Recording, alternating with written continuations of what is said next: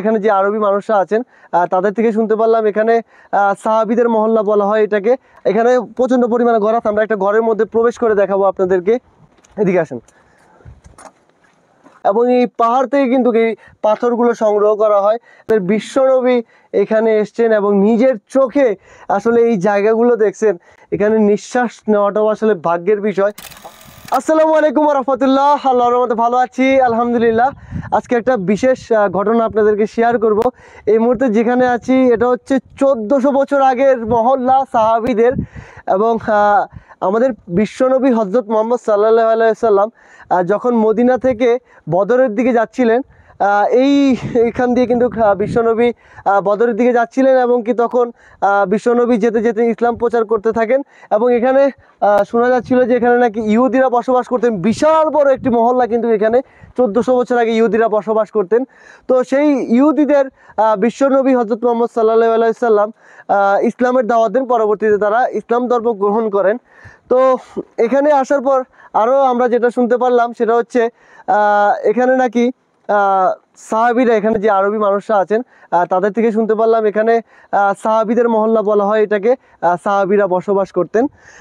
তো আজকে এখানে 1400 বছরের আগের যেই বাড়িটা, এই বাড়িগুলো এগুলো দেখানোর চেষ্টা করব এখনও কত মজবুত এবং এই পাথর দিয়ে মাটি দিয়ে এই ঘরগুলো আসলে বর্তমানে কেমন আছে এবং এগুলো দেখানোর চেষ্টা করব। আসলে আমাদের সাহাবীগণ এবং আমাদের নবীরা কত যে কষ্ট করেছেন।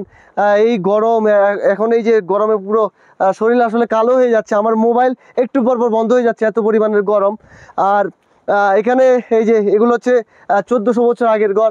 এই পাথর এবং সামনে আছেন পাথর এবং মাটি দিয়ে কিন্তু এই ঘরগুলো করা। এখানে প্রচণ্ড পরিমাণে ঘর আছে, আমরা একটা ঘরের মধ্যে প্রবেশ করে দেখাবো আপনাদেরকে। এই ঘরের মধ্যে প্রবেশ করব, এদিকে আসেন। তো এই যে দেখেন এখানে প্রায় আমার মনে হয় 300-500 উপরে ঘর হবে। প্রচুর পরিমাণের ঘর পাহাড়ের উপরে থেকে নিচে। এখানে এই যে ঘরগুলো দেখেন, এখানে একটু দেখেন আমার হাতের সাথে। এখানে এই যে ঘরগুলো আছে, এই পাথরগুলো মূলত এখানে আশেপাশে প্রচুর পরিমাণে পাহাড় আছে এবং এই পাহাড় থেকে কিন্তু এই পাথরগুলো সংগ্রহ করা হয় এবং সংগ্রহ করে এই বাড়িগুলো বানানো হয়। আমাদের এই যে এখানে যেই মাটিগুলো দেখা যাচ্ছে, মরুভূমির যে বালিগুলা, এই বালি এবং যে পাথর আছে এগুলো দিয়ে মূলত এই বাড়িগুলো করা। বর্তমানে কিন্তু দেখা যাচ্ছে একটা বাড়ি 100 বছরও টিকে না, ইট দিয়ে সিমেন্ট দিয়ে বাড়ি করে।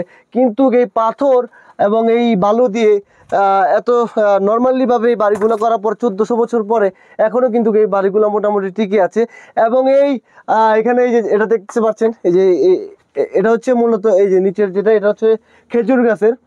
আর এটা উপরে যেটা আছে এটা হচ্ছে মূলত কাটা গাছ, নাকি ভাই? হ্যাঁ, কাটা গাছ। তো মরুভূমিতে কাটা গাছ ছাড়া মূলত কোনো গাছ জন্মায় না, কারণ লবণাক্ত যে মাটি আছে এই মাটিতে মূলত কোনোই গাছ জন্মায় না কাটা ছাড়া। খেজুর গাছও কিন্তু কাটা গাছ। এবং এখানে যেটা দেখা যাচ্ছে এটাও একটা কোনো এক রকমের কাটা গাছ।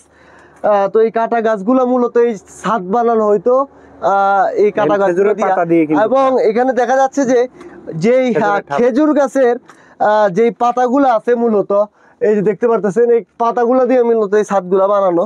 ঠিক আছে, এটা হলো 1400 বছর আগের সেই বাড়ি, যেখানে সম্ভবত যখন বিশ্বনবী হযরত মুহাম্মদ সাল্লাল্লাহু আলাইহি ওয়াসাল্লাম যখন মদিনা থেকে বদরের দিকে যাচ্ছিলেন, তখন এখানকার যে ইহুদিরা ছিলেন তাদেরকে ইসলাম ধর্মের জন্য আমন্ত্রণ করেন এবং তারা ইসলাম ধর্ম গ্রহণ করেন। তো পরবর্তীতে হয়তো যারা যুদ্ধের সময় সাহাবীগণ সম্ভবত এখানে থেকেছিলেন আমার যতটুকু মনে হয়। এখানের থেকে আসলে যে আরবিরা বলেছেন এটা মূলত সাহাবীগণের মহল্লা।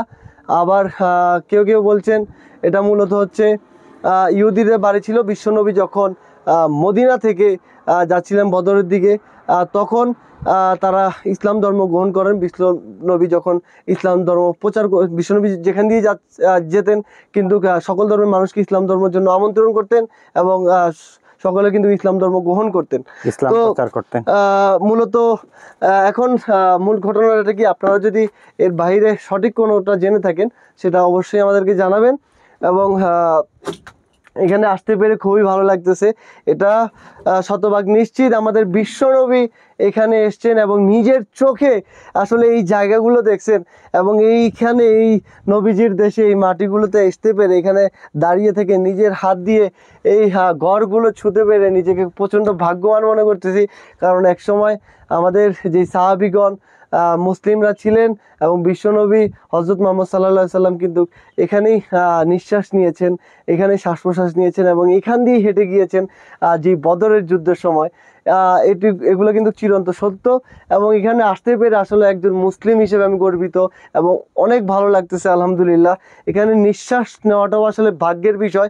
আপনাদের সবার কাছে আমি অনুরোধ করব, সবাই ভ্রমণ করুন এবং একবার হলেও বিশ্বনবীর এই দেশে একবার আসুন এবং যখন আপনি নিজের চোখে এগুলো দেখবেন তখন কিন্তু আপনার দিনে দিনে ইমানি শক্তি অনেক মজবুত হবে এবং আপনি অনেক কিছু জানতে পারবেন, শিখতে পারবেন। সবাই ভ্রমণ করুন এবং ইসলাম সম্পর্কে জানুন। সবাই ভালো থাকুন, সুস্থ থাকুন, 5 ওয়াক্ত নামাজ পড়ুন, মা বাবার খেদমত করুন। সবাই ভালো থাকুন। আসসালামু আলাইকুম রহমতুল্লাহ।